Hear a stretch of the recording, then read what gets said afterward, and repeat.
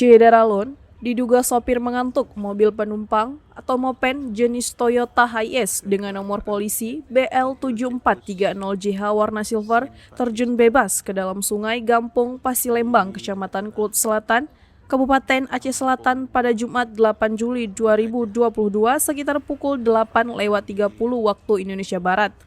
Tidak ada korban jiwa dalam musibah tersebut, namun mobil terpaksa diangkat dari dalam sungai.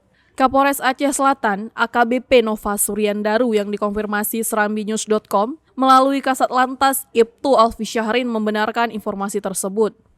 Menurut Kasat Lantas, sebelum kecelakaan, mopen jenis Toyota Hiace BL7430JH warna silver yang dikendarai Fajar Sidik, 23 tahun, warga asal Gampong Padang Sakti, Kecamatan Muara 1 Lok Semawe, melaju dari arah Subulus Salam menuju arah Tapak Tuan.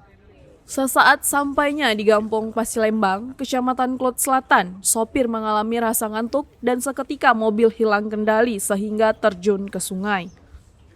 Sesaat sampainya di Gampong Pasilembang, Kecamatan Klut Selatan, sopir mengalami rasa ngantuk dan seketika mobil hilang kendali hingga terjun ke sungai. Dari Aceh Selatan, Taufik Zaz, Serambi On TV.